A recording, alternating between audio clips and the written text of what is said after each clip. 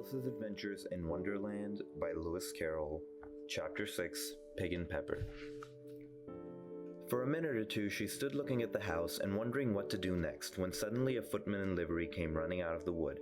She considered him a footman because he was in livery, otherwise, judging by his face only, she would have called him a fish, and rapped loudly at the door with his knuckles. It was opened by another footman in livery with a round face and large eyes like a frog. And both footmen, Alice noticed, had powdered hair and curls all over their head. She felt very curious to know what it was all about, and crept a little way out of the wood to listen. The fish footman began by producing from under his arm a great letter, nearly as large as himself, and this he handed over to the other, saying in a solemn tone, for the Duchess, an invitation from the Queen to play croquet. The frog footman repeated in the same solemn tone, only changing the order of the words a little, from the Queen, an invitation for the Duchess to play croquet. Then they both bowed, and their curls got entangled together. Alice laughed so much at this that she had to run back into the wood for fear of their hearing her.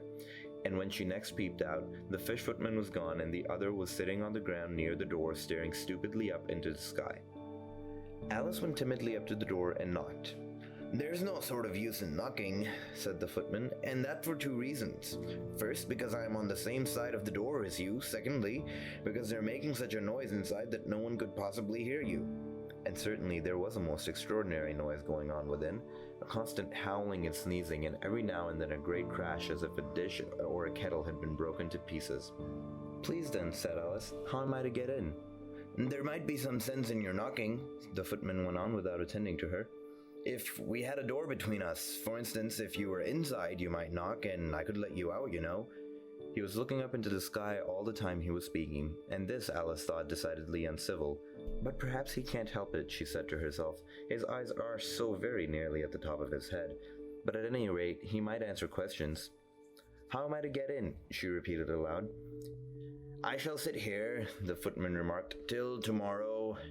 At this moment the door of the house opened, and a large plate came skimming out straight for the footman's head. It just grazed his nose and broke to pieces against one of the trees behind him. "Or next day, maybe," the footman continued in the same tone, exactly as if nothing had happened. "How am I to get in?" asked Alice in a louder tone. "Are you to get in at all?" said the footman. "That's the first question, you know." It was, no doubt, only Alice did not like to be told so. "It's really dreadful," she muttered to herself, "the way all these creatures argue. It's enough to drive one crazy." The footman seemed to think this a good opportunity for repeating his remark, with variations. "I shall sit here," he said, "on and off for days and days." "But what am I to do?" said Alice. "Anything you like," said the footman, and began whistling. "Oh, there's no use in talking to him," said Alice desperately. "He's perfectly idiotic," and then opened the door and went in. The door led right into a large kitchen, which was full of smoke from one end to the other. The Duchess was sitting on a three-legged stool in the middle, nursing a baby. The cook was leaning over the fire, stirring a large cauldron which seemed to be full of soup. "There's certainly too much pepper in that soup," Alice said to herself, as well as she could for sneezing. There certainly was too much of it in the air. Even the Duchess sneezed occasionally, and as for the baby, it was sneezing and howling alternately without a moment's pause. The only two creatures in the kitchen that did not sneeze were the cook and the large cat, which was laying on the hearth and grinning from ear to ear. "Please, would you tell me," said Alice a little timidly, for she was not quite sure whether it was good manners for her to speak first, "why your cat grins like that?" "It's a Cheshire cat," said the Duchess, "and that's why, pig." She said the last word with such sudden violence that Alice quite jumped, but she saw in another moment that it was addressed to the baby and not to her. So she took courage and went on again. "I didn't know that Cheshire cats always grinned. In fact, I didn't know that cats could grin." "They all can," said the Duchess, "and most of them do."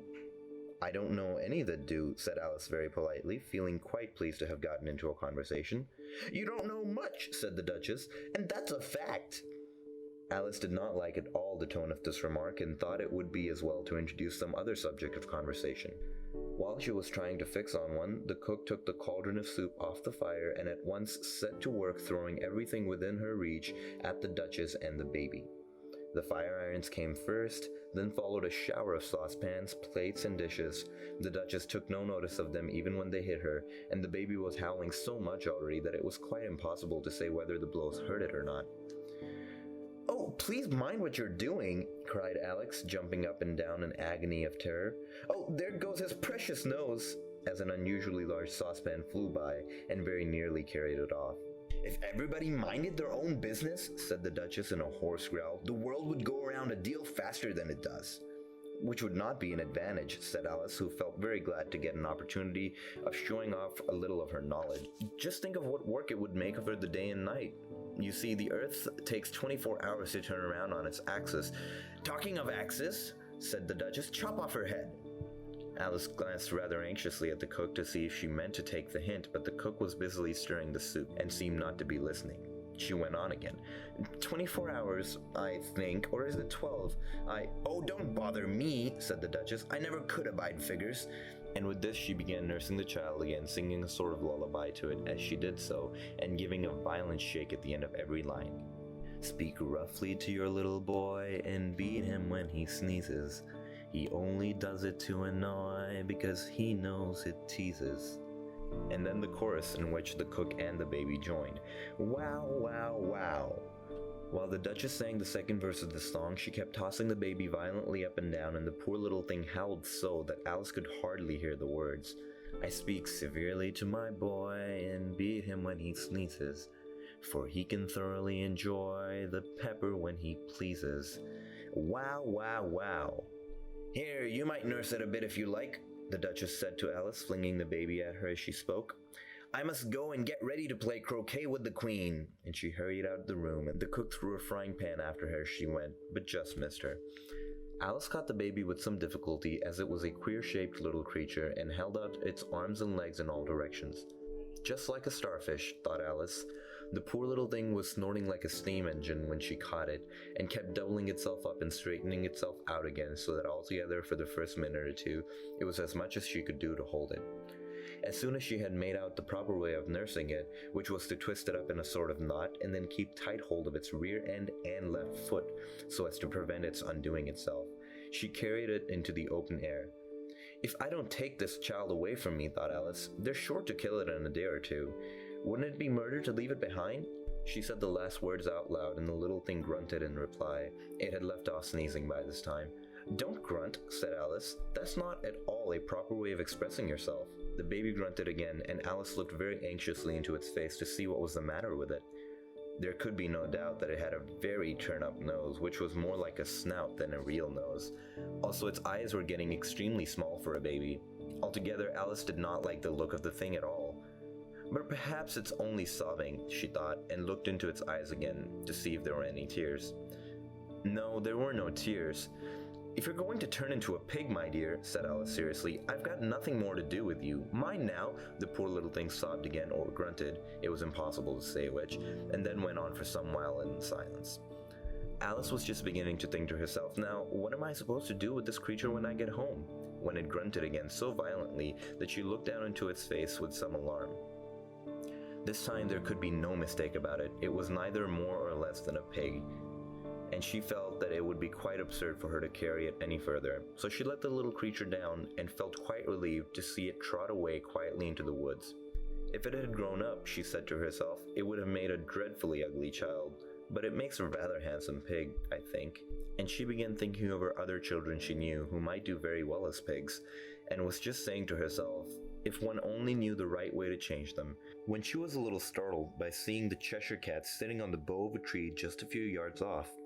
The cat only grinned when it saw Alice, and it looked good-natured, she thought. Still, it had very long claws and a great many teeth, so she felt that it ought to be treated with respect.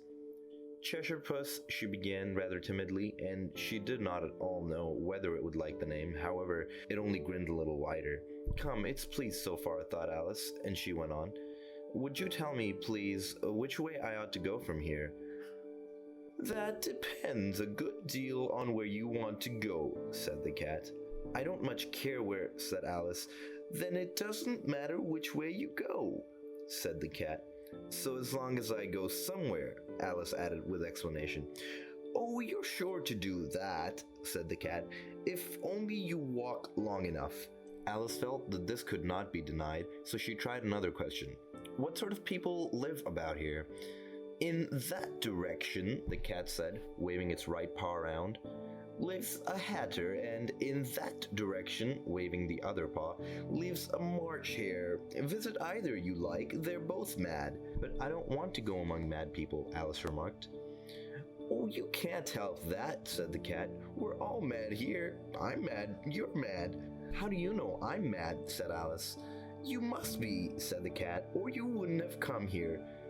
Alice didn't think that proved it at all. However, she went on. And how do you know that you're mad? To begin with, said the cat, a dog's not mad. You grant that? I suppose so, said Alice. Well then, the cat went on, you see, a dog growls when it's angry and wags its tail when it's pleased. Now, I growl when I'm pleased and wag my tail when I'm angry. Therefore, I'm mad. I call it purring, not growling, said Alice. Call it what you like, said the cat. Do you play croquet with the queen today? I should like it very much, said Alice, but I haven't been invited yet. You'll see me there, said the cat, and vanished. Alice was not much surprised at this. She was getting so well used to the queer things happening. While she was still looking at the place where it had been, it suddenly appeared again. By the by, what became of the baby? Said the cat. I'd nearly forgotten to ask. It turned into a pig, Alice answered very quietly, just as if the cat had come back in a natural way. I thought it would, said the cat, and vanished again. Alice waited a little, half expecting to see it again, but it did not appear. After a minute or two, she walked on in the direction in which the March hare was said to live. I've seen hatters before, she said to herself. The March hare will be much more interesting, and perhaps, as this is May, it won't be raving mad, at least not so mad as it was in March. As she said this, she looked up, and there was the cat again, sitting on the branch of a tree. Did you say pig or fig? Said the cat. I said pig, replied Alice, and I wish that you wouldn't keep appearing and vanishing so suddenly. You make one quite giddy. All right, said the cat, and this time it vanished quite slowly, beginning with the end of the tail and ending with the grin, which remained some time after the rest of it had gone. Well, I've often seen a cat without a grin, thought Alice, but a grin without a cat? It's the most curious thing I ever saw in all my life.